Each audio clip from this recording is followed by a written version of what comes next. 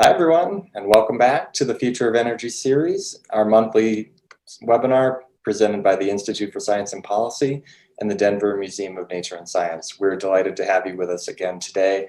And thank you for weighing in the chat and letting us know where you're viewing from. It really is terrific to see all the representation from around the Rocky Mountain region. I saw some Nebraska folks joining us, Wyoming, and of course, all of our communities here in Colorado. So thank you for spending part of your afternoon with us. I'm Trent Noss. I'm the managing editor at the Institute, and we are on episode 7 already of this incredible series that we've been running and diving into different areas of energy policy, things happening that are going to affect the energy transition in Colorado and the nation as a whole. We have a great topic ahead today, nuclear power.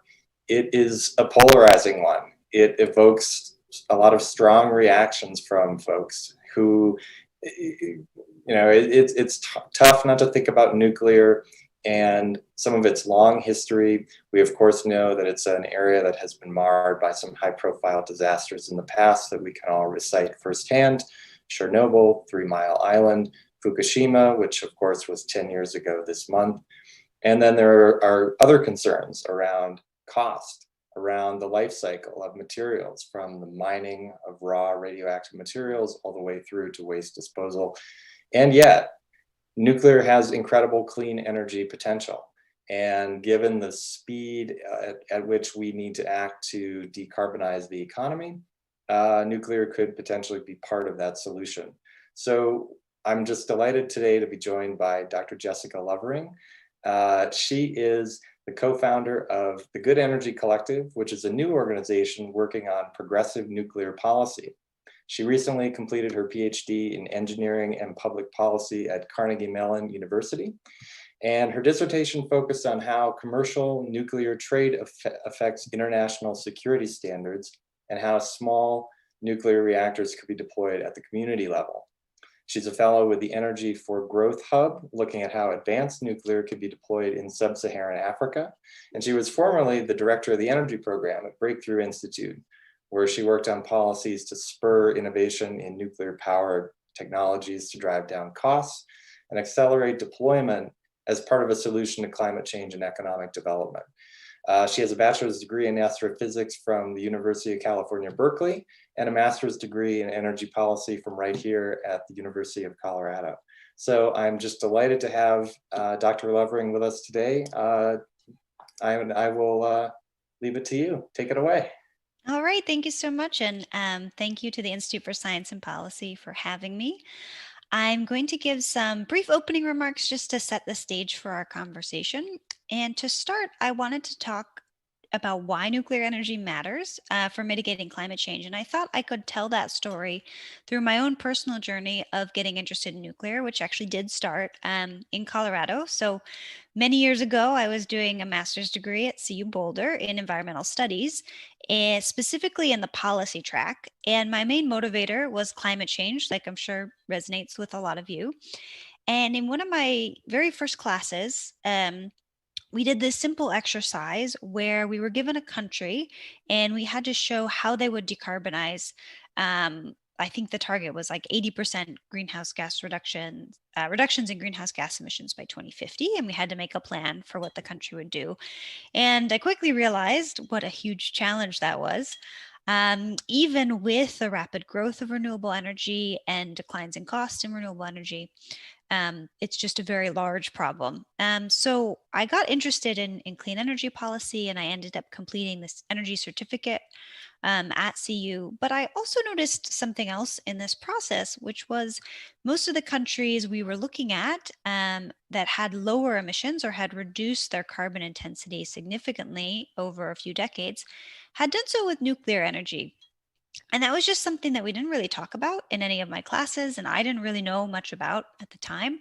So I decided to focus on nuclear for the rest of my studies, not because I thought it was some, silver bullet or the best solution, but I wanted to understand its role in the bigger climate change strategy and also understand the challenges of the technology and its deployment. So, in 2019, nuclear power was the second largest source of clean electricity globally after hydroelectric. It produces about 10% of the world's electricity, and in many countries, it's the largest source of clean energy. So, for example, 72% of electricity in France is from nuclear, 39% in Sweden, 25% in South Korea, and about 20% in the US and Russia. And it isn't just for wealthy countries. Nuclear power provides 12% of electricity in South Africa, and 5% in China, and 3% in Brazil and India. Now, most of these reactors were built a long time ago, but the reason that we're interested in nuclear today is mainly that it's a large scale, always on source of electricity that happens to also not emit any greenhouse gases. So that's a big plus. But back when these fleets of nuclear power plants were built in North America and Europe, climate change wasn't the main motivator. It wasn't so much of a concern. The big driver was energy security. So to explain that, I want to give a quick explainer on how nuclear works for those of you who aren't as familiar with the technology. And for those of you that are, I'm sorry, but it's helpful to have this background. So we say that a nuclear reactor burns uranium fuel, but it doesn't really burn fuel in the traditional sense like wood or coal or fossil gas. So in a nuclear reactor or any nuclear reaction, a fission reaction, I'll caveat, heavy atoms like uranium are split into two, and this fission process, releases a lot of energy. Now, in a power plant, that energy is used to boil water, which is actually very similar to a coal plant on that side. That's how the electricity actually gets made. But because this fission process releases so much energy, the energy density of nuclear fuel is millions of times greater than, say, wood or fossil fuels, which rely on chemical combustion. So this fuel density, made nuclear really attractive to rapidly growing economies of the post-World War II era. For example, with a nuclear power plant, you need to deliver fuel or refuel about every 18 months, rather than a coal plant, which consumes several rail cars of fuel every hour. So even if you have to import your uranium, which most countries do, you still have relative energy security. So this made nuclear very popular with countries that lack domestic fossil fuel reserves or were islands like the UK and Japan. And places like that. So in the US, which was one of the sort of first countries to really use commercial nuclear power and still has the largest fleet of nuclear power plants, nuclear still provides over half of our low carbon electricity, even though we've only had one new reactor come online in the last 25 years. But we know that to meet these deep decarbonization targets that we're aiming for to really mitigate the worst effects of climate change, we need to expand clean energy significantly. And nuclear has unfortunately stagnated in the last few decades, both in the US and Western Europe. And it's not growing fast enough to meet these aggressive targets in the rest of the world. So what are the big challenges of nuclear? I'm sure you can think of a lot, but I'm going to touch on a few of them. So the main challenge for nuclear in terms of commercial deployment is really cost. And although nuclear provides cheap electricity in the long run, it has very high upfront capital costs. It's a lot like hydroelectric in that sense. But this made nuclear very difficult to build when countries, particularly when countries started deregulating their power sectors, when you didn't have these vertically integrated utilities that could finance large infrastructure projects like a nuclear power plant. Most nuclear power plants today, each reactor is over a gigawatt. That's huge. That powers millions of households. So some other challenges are dealing with the spent fuel. So this sort of challenge opportunity of nuclear is that when you refuel it, the fuel you take out actually still has about 96% of the usable energy left in it, but you can't use it in the reactor in its current form. So you have this, what we call spent fuel. You'll often hear it referred to as nuclear waste as well. And there's lots of different things you can do with it, but the US has been particularly slow at finding a permanent repository or a permanent solution for spent nuclear fuel.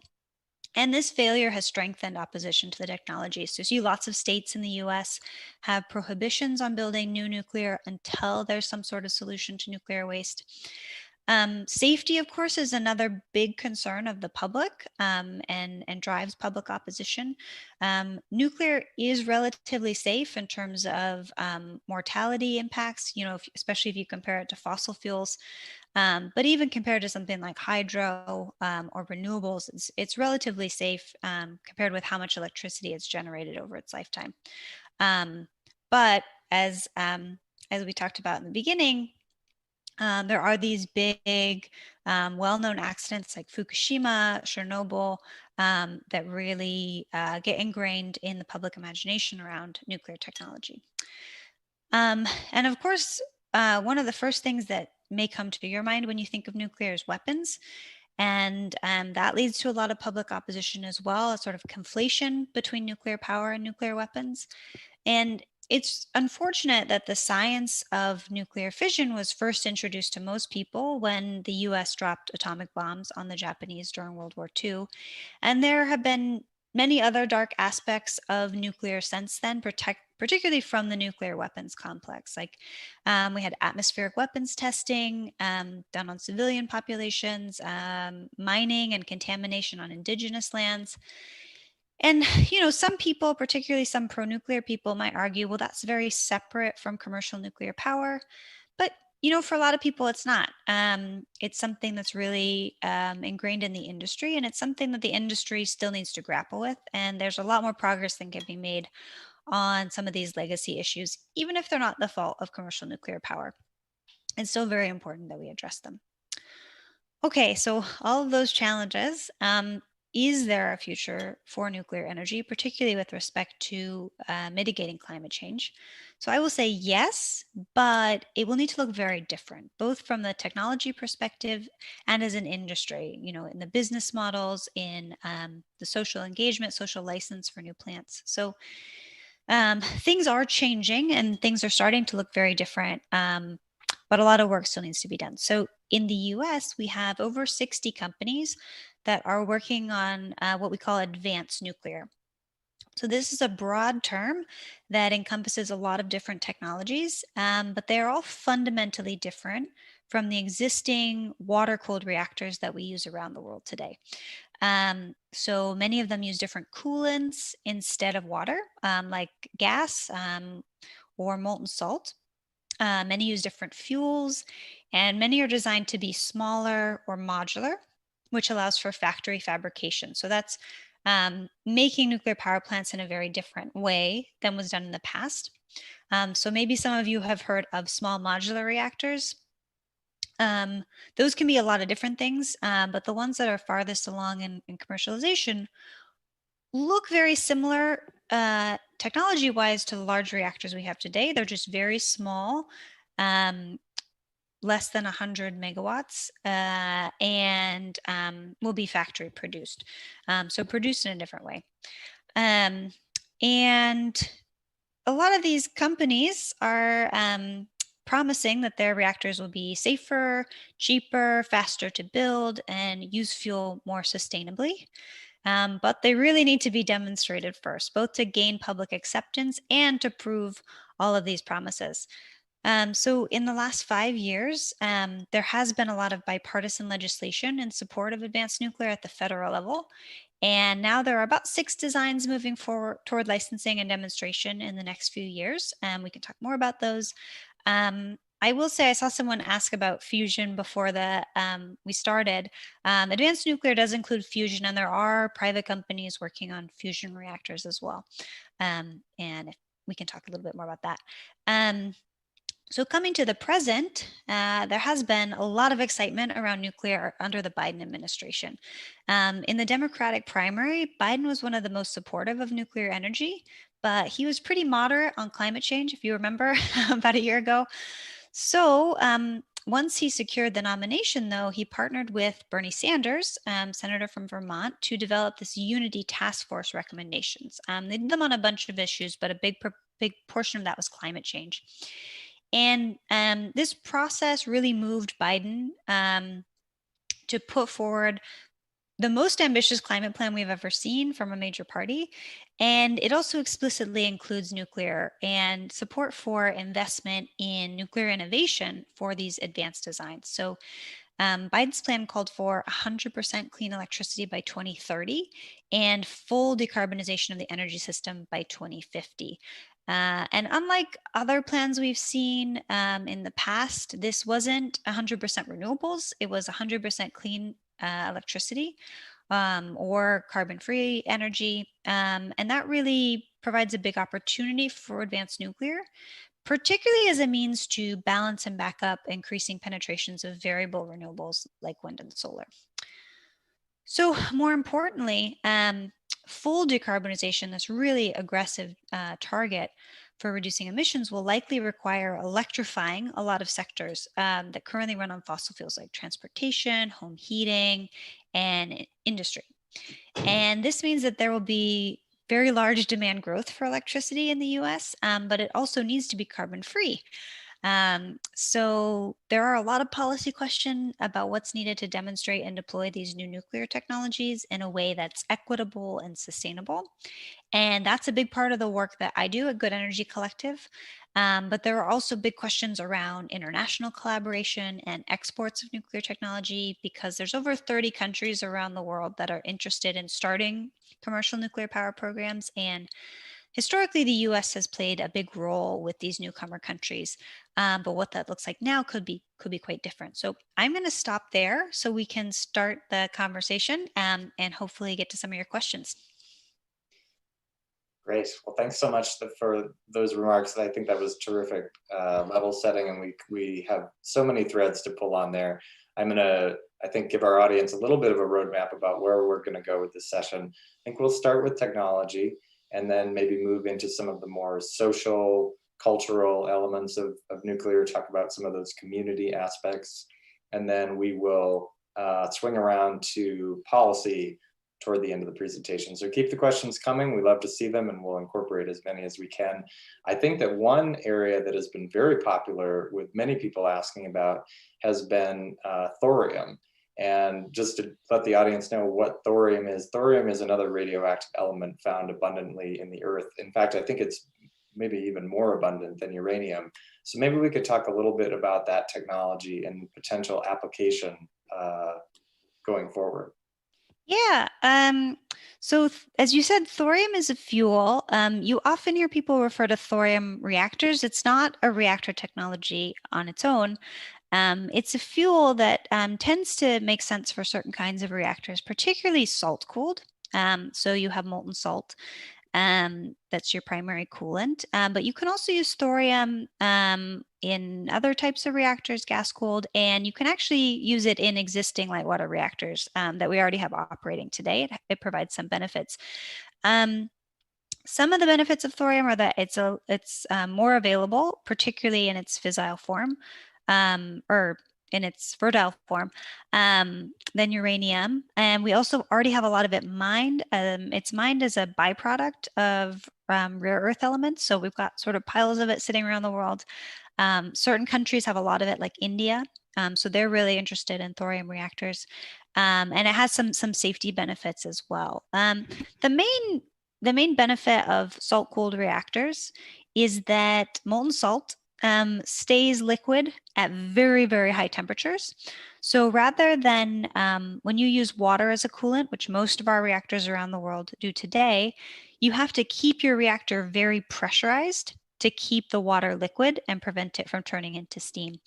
And keeping that pressure involves a lot of concrete, a lot of steel, and can be quite expensive. And if something goes wrong, you get too much steam, you can get a steam explosion, which is what happened at Fukushima. So with a molten salt reactor, rather than having like a pressure cooker, you have kind of a open pot of soup that can boil, but it stays liquid, and you can't really reach temperatures where it would turn into a gas. So it's much more stable to be operating at atmospheric temperatures. Great. Thank you. And you mentioned that there are a lot of companies right now and a lot of different experimental arms that could fall under the broad umbrella of what would be called advanced nuclear. Maybe could we describe maybe a few more of the things that are being tried? Is it a matter of changing the size and shape of the reactor design? Is it a matter of really rethinking the technology? What are some of the leaders in the clubhouse right now that are working in this area? I think one of the big differences with a lot of the companies is that they are looking at designing products that have a market. So thinking about what the customer wants, which is generally a utility. Um, and that was not necessarily the case in the 1950s and 60s. It was more, we have this cool technology, it generates a lot of electricity, kind of a bandwagon effect where lots of utilities just wanted to build it. Now it's sort of, because we have a lot of deregulated power markets in the US, saying how can we develop a nuclear technology that actually is cost competitive with fossil fuels? And that's a challenge, but it also means you really need to innovate and think differently. So the big thing is moving towards much smaller reactors that allows for factory fabrication. So one of the companies that's pretty far ahead in terms of building their first plant is NuScale.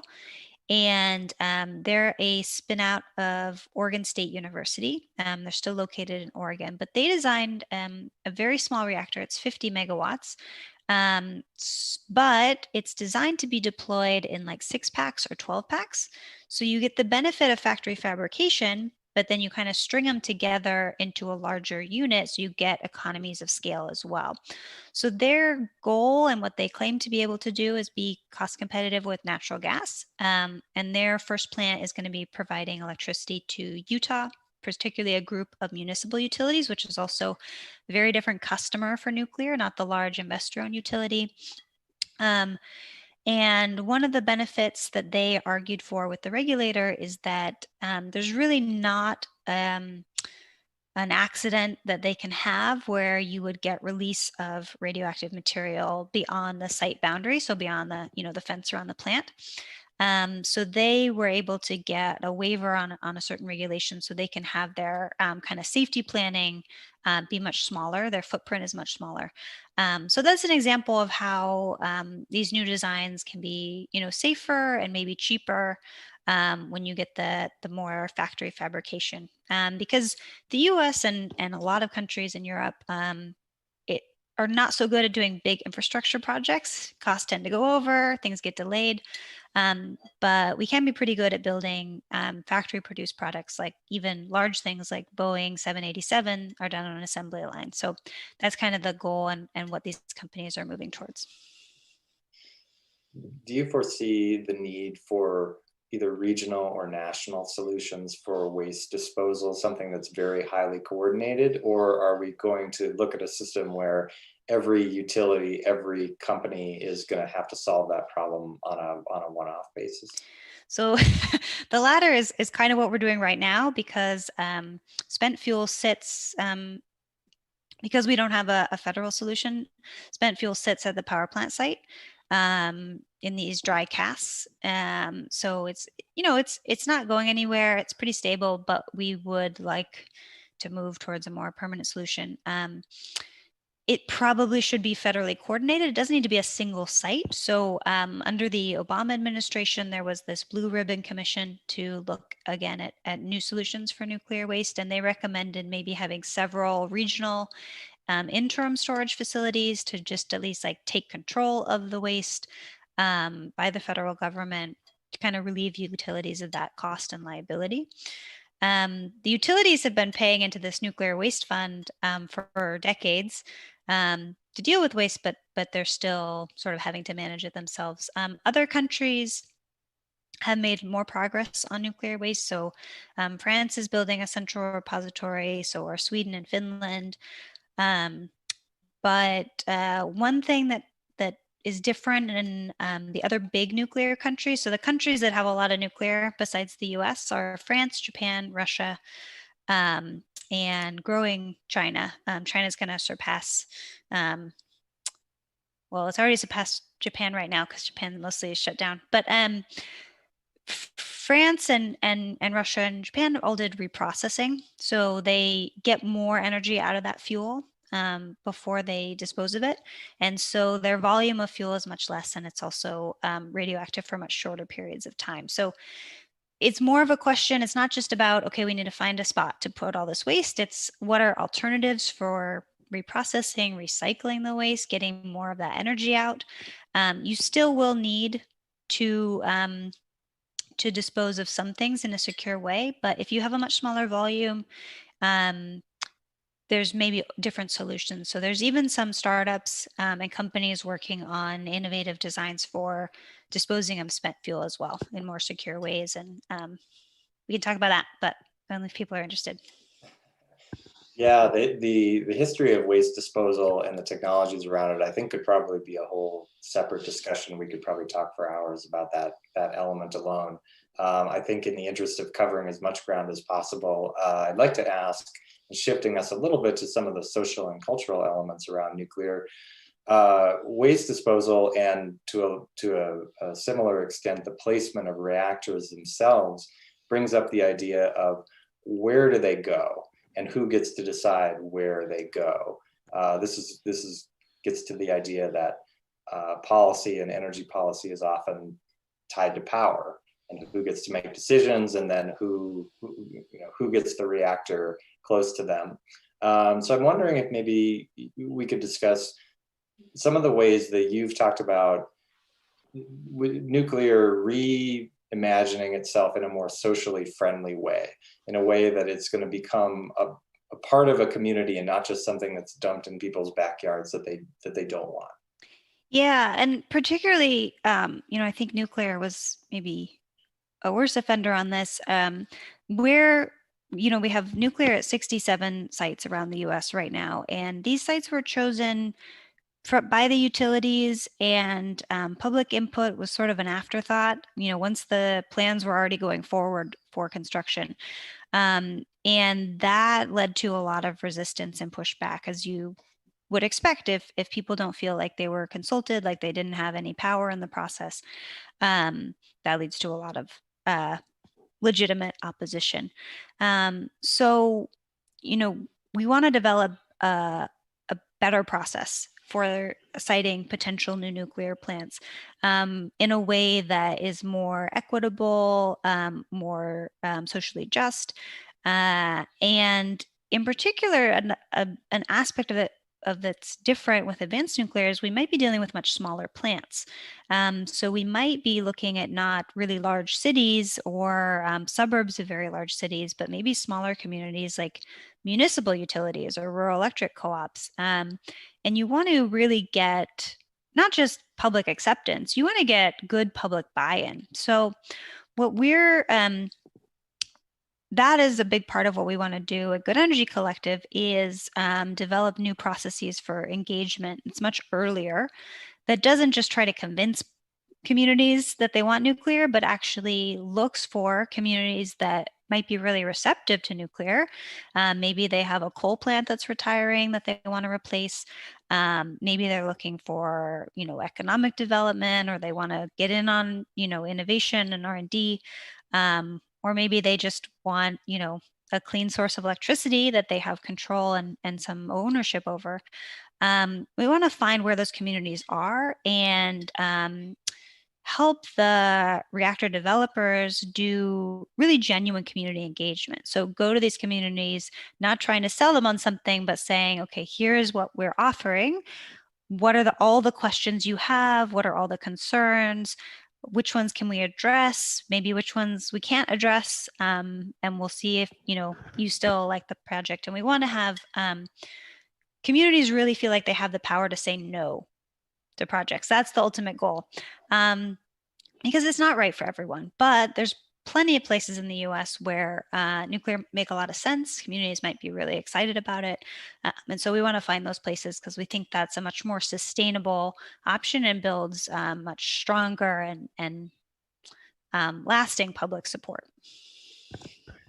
I'm glad you bring up the communications element of it, because I think we found that sometimes on these big, complicated science and policy questions, it's not really always just facts that will convince people. We make decisions through all kinds of means, and we have We have cultural values tied up in our decision making. I'm curious if you've encountered any strategies or have any success stories about really getting at the core of some of the misconceptions about nuclear and how that might influence your work going forward. Yeah, not so much success stories to say, but one of the maybe openings is that because we haven't been building nuclear in the West for really 30 years, there is a big group of people that don't have strong opinions about nuclear. So it's very different than in the 60s and 70s when you had very vocal anti-nuclear opposition for legitimate reasons. But now there's a lot of people that don't really know what they think about nuclear. We've seen this in polling. And when nuclear is presented in more on the benefits that it can provide, sort of these new attributes, people are much more receptive to it. And we've seen, even, Bernie Sanders' name was on this Unity Task Force recommendations, and Sanders has been very, very strongly anti-nuclear. But his name is on this report that says we should invest in innovative nuclear designs, particularly such that they address challenges of the technology historically. We've seen Representative Alexandria Ocasio-Cortez say nuclear needs to be at least an option in the Green New Deal. So there's a lot of shifting perceptions around nuclear. It's not as opposed as it once was, particularly on the left, which is where you've seen the most opposition. So I think this climate change is really getting people to think differently about what's needed. And it's sort of an idea of, if you're serious about climate, you need to at least consider nuclear. Not to say we have to have nuclear, but it might be an option that's really valuable. And one success story that I will point to is for siting waste, not for siting nuclear power plants. But Sweden and Finland both had really different processes for siting their nuclear waste repository.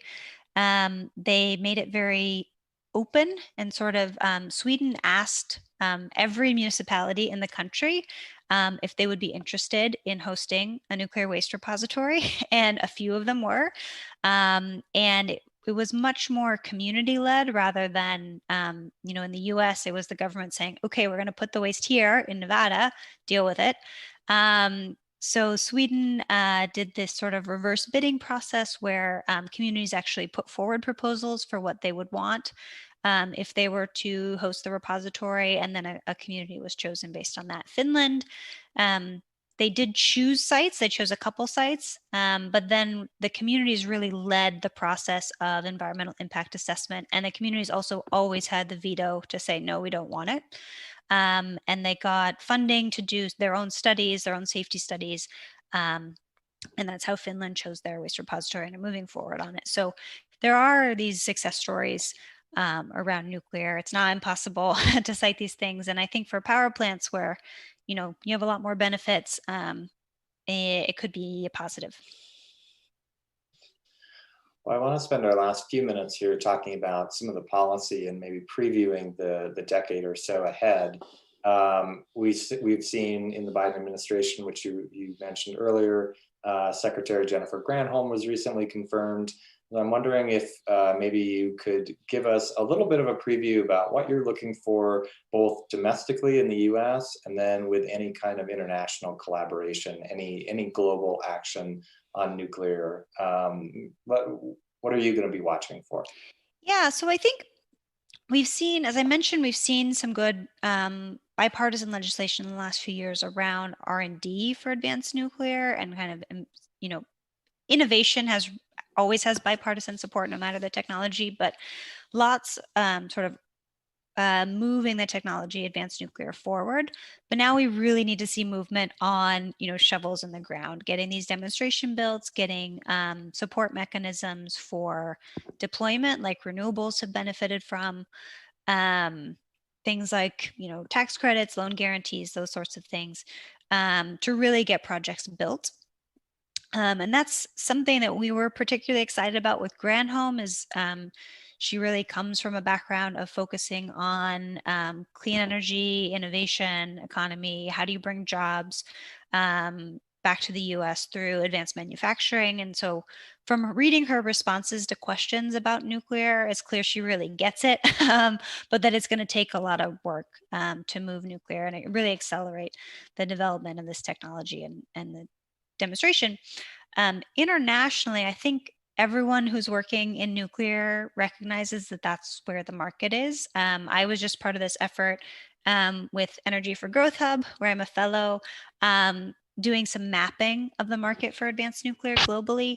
And so we were looking at where countries were, whether they're going to be, when they're going to be ready to host nuclear, and what their growth in electricity is going to be out to 2050. And it's like 90% of the growth in nuclear is outside of wealthy countries. So that's really where the market is. Now, historically, and this was a big part of my dissertation, historically, the US was the dominant exporter of nuclear technologies, particularly to these newcomer countries.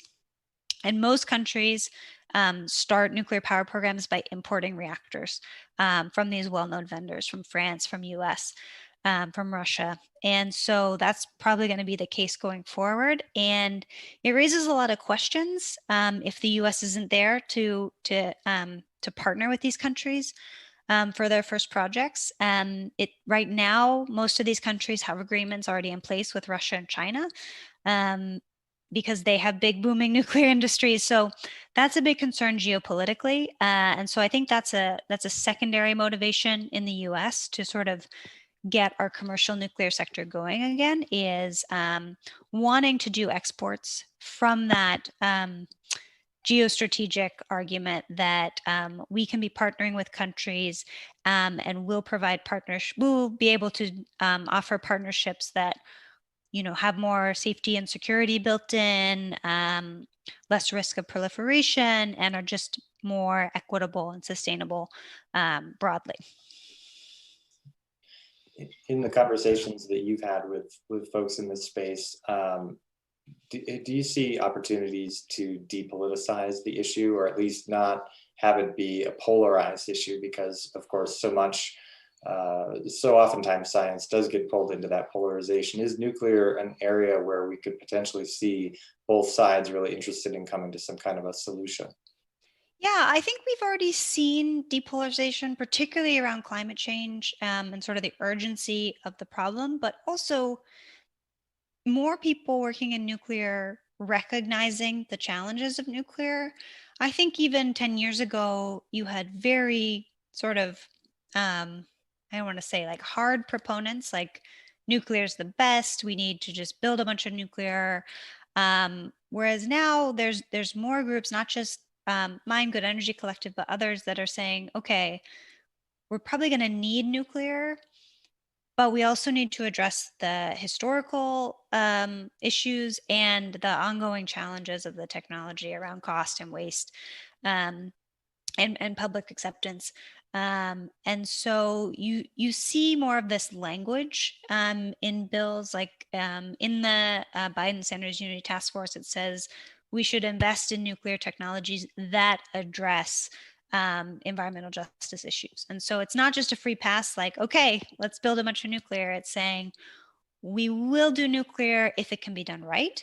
And I think that framing and that genuine intention is bringing more people, not to be sort of, pro-nuclear, but like open to starting that discussion. And I think that's been really valuable just in the last year, is seeing that openness, particularly around from these more progressive climate groups. They're much more pragmatic about the solutions they're looking at to fight climate change. And for them, including nuclear makes sense. But they also have a very strong focus on environmental justice, racial justice. And so they want to make sure that nuclear aligns with those values. And so that's the work that still needs to be done. Well, we have so many great questions that I am apologizing in advance for our audience. We're not going to get to here. It has been a terrific discussion so far. I wanted to leave with just an opportunity for you to tell us a little bit more about what Good Energy Collective is going to be doing in the next few years, what some of your priorities are, and then maybe how you would the optimistic case for nuclear over the next decade or so. Yeah, so the big picture, what Good Energy Collective is doing is developing progressive nuclear policy. So that's saying, how do we need to restructure the nuclear industry so that it fits with progressive values? Because we think it does, but hasn't necessarily in the past. So um, definitely a lot more focus on community engagement and business models, policy to support nuclear deployment at a more small scale, distributed community level. And that's very different than how we've done nuclear in the past, but it needs, regulatory changes, it needs policy changes.